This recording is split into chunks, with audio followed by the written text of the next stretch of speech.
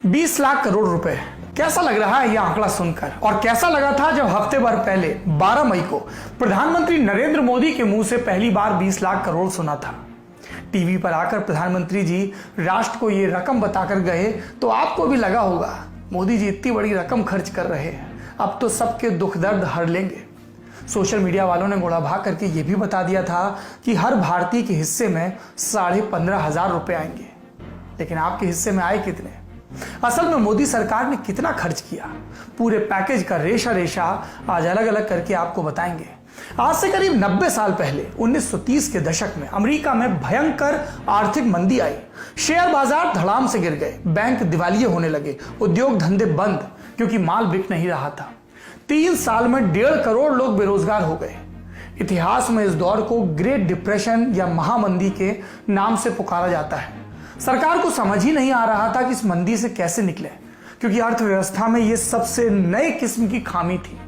इस नई समस्या पर अर्थशास्त्री मंथन भी कर रहे थे। कौन कर रहा था मंथन?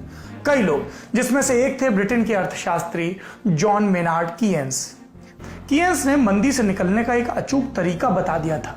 महामंदी के बाद से आज तक छोटी छोटी मंदी से निकलने के लिए दुनिया में इस तरीके का इस्तेमाल होता रहता है, यानी डिमांड बढ़ाने वाला तरीका, लोगों के हाथ में पैसा पहुंचाने वाला तरीका। और यही तरीका कह के लोग जब लॉकडाउन में भारत की अर्थव्यवस्था मंद पड़ी तो राहत पैकेज के नाम पर मोदी जी की तरफ देखने लगे। और मोदी जी 20 लाख करोड़ इन 2020 लेकर आए। मोदी जी कह गए, फिर उनकी वित्त मंत्री, हमारी वित्त मंत्री निर्मला सीतारमण पैकेज समझाने आई। 5 दिन लगे पूरा समझाने में। सरकार की इतनी मेहनत के बाद भी खर्चे का हिसाब 2-3 लाख करोड़ से ऊपर नहीं जा पा रहा, यानी जीडीपी का 10% नहीं, करीब 1 से 1.5%। तो फिर प्रधानमंत्री मोदी इतना बड़ा गुब्बारा क्यों छोड़ गए थे? क्या सिर्फ ये बड़े आंकड़े जनता को सम्मोहित करने के लिए थे? पूरी गणित आपको आसान तरीके से समझाते हैं। बड़े बड़े आंकड़ों का मामला है, इसलिए ग्राफिक्स की मदद भी लेते हैं। मोदी जी ने रकम बताई 20 लाख करोड़। ये बात है 12 मई की। इससे पहले मोदी सरकार ने 26 मार्च को 1,70,000 करोड़ के पैकेज का ऐलान किया था। कुछ छोटे ऐलान और थे, सब मिलाकर कितना हुआ? 1,92,000 करोड़ पहले का। अब पीएम मोदी के ऐलान के अगले दिन वित्त मंत्री खर्च का पहला हिस्सा लेकर आई। कुल खर्च गिनवाया 5,94,550 करोड़। दूसरे दिन का हिस्सा 3,10,000 करोड़। तीसरे दिन का हिस्सा 1,50,000 करोड़। चौथे दिन का हिस्सा 8,100 करोड़ और 5वें दिन का हिस्सा 40,000 करोड़। इन सबको मिला दिया जाए तो भी 20 लाख करोड़ नहीं होते, इसलिए जोड़ा गया आरबीआई की लिक्विडिटी वाला हिस्सा 8 लाख करोड़ का। सब मिलाकर कितना हुआ? लगभग 21 लाख करोड़, यानी प्रधानमंत्री मोदी के 20 लाख करोड़ वाले आंकड़े से भी ज्यादा। लेकिन ये सिर्फ गिनती ही है, ना तो सरकार की तिजोरी से इतना पैसा खर्च हुआ है और ना ही ये पैसा जनता के पास पहुंचा है। सरकार ने मनरेगा में पैसा बढ़ाया, जनधन खातों में पैसे डालने जैसे कुछ फैसले भी किए। खर्चा इसमें ही हुआ। कितना हुआ? बिजनेस टुडे में बर्कलेज रिसर्च एजेंसी के आंकड़ों के मुताबिक करीब 1.5 लाख करोड़ रुपए का खर्चा हुआ। और ये कितना हुआ? जीडीपी का 0.75%, यानी पैकेज था जीडीपी का लगभग 10% और उसमें से सरकार ने कितना खर्च किया? 1% से भी कम। लेकिन अभी जिसकी जरूरत थी वो नहीं हुआ है। लाखों लोगों का रोजगार छिना है। देश में हर चौथा आदमी बेरोजगार है। शहरों से घर लौटे प्रवासियों के सामने खाने का संकट है। सरकार अपनी जिम्मेदारी से नहीं भाग सकती। शहरों में अपना रोजगार छोड़कर गांव की तरफ भाग रहे मजदूरों को सरकार से मदद की उम्मीद रखने का पूरा हक है, लेकिन उम्मीद के नाम पर सरकार बड़े बड़े आंकड़े थमा दे रही है। इस बात पर कि लोगों ने ध्यान दिलाया कि सरकार चाहे कितना विस्तृत ऐलान करना चाहती थी, वो एक दिन में भी ये कर सकती थी, लेकिन 5 दिन के इवेंट में इसे तब्दील कर दिया। 30 लाख करोड़ का बजट एक दिन में पेश हो जाता है, और जिस पैकेज को सरकार 20 लाख करोड़ का बता रही है उसे पेश करने में वित्त मंत्री 5 दिन लेती है। पहले वो अंग्रेजी में पढ़ती हैं, फिर वही बात अनुराग ठाकुर हिंदी में पढ़ते हैं।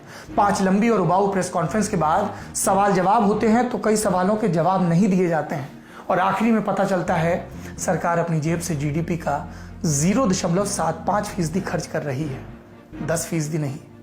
आधे से ज्यादा ऐलान वो हैं जो हम बजट में भी सुन चुके थे, जिन्हें लागू करने या उन पर जोर देने के लिए सरकार को किसी महामारी की जरूरत नहीं थी। फिर सरकार ने ये राग दोबारा क्यों आलापा? जनता कोरोना से त्रस्त है, लोगों की नौकरियां जा रही हैं, तनख्वाह कट रही है, पलायन को मजबूर हो रहे हैं। ऐसे में उन्हें आंकड़ेबाजी से ज्यादा सच सुनने की जरूरत थी। सड़क पर चल रहे मजदूरों ने आंकड़ों का वो जंजाल नहीं सुना जो वित्त मंत्री ने 5 दिन प्राइम टाइम टीवी के लिए बुना। उन्होंने सुना प्रधानमंत्री मोदी के मुंह से निकला 20 लाख करोड़, अर्थव्यवस्था का 10%।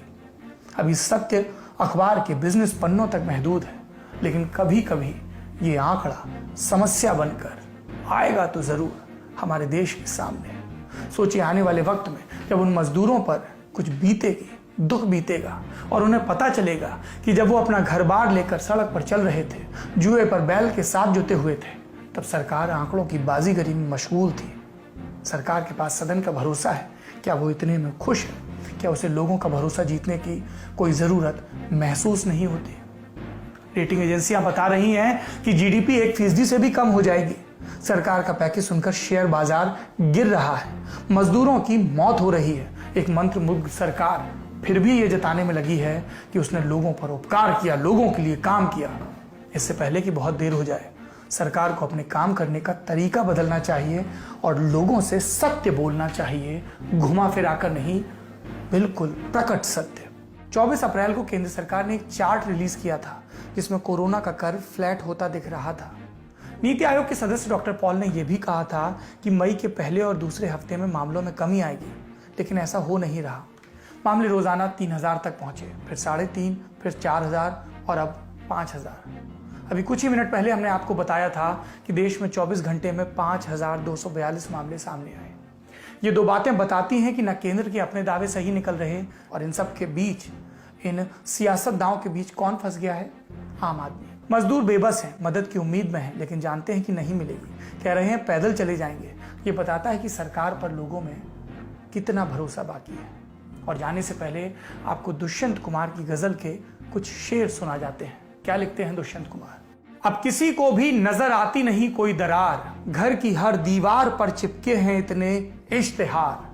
आप बचकर चल सकें ऐसी कोई सूरत नहीं, रह गुजर घेरे हुए मुर्दे खड़े हैं बेशुमार। रोज अखबारों में पढ़कर ये ख्याल आया हमें, इस तरफ आती तो हम भी देखते फसले बहार। मजदूरों के पांव में दरारें पड़ रही हैं, सरकार इश्तिहारों में आंकड़े लिखकर, बयान लिखकर चिपका रही है। हम उम्मीद करते हैं कि सरकारें आत्ममुग्धता से निकलेंगी, अपनी ओछी और छोटी राजनीति से परे निकलेंगी और जिस हम भारत के लोग से शुरू होने वाले संविधान की शपथ लेती हैं, उस भारत के लोगों का ख्याल रखेंगी, ताकि अगले दिन के अखबारों में कोई उनकी कही बातों को झूठा ना बताए। अपना और अपनों का ख्याल रखिए, सत्य का ख्याल भी रखिए। शुभ रात्रि।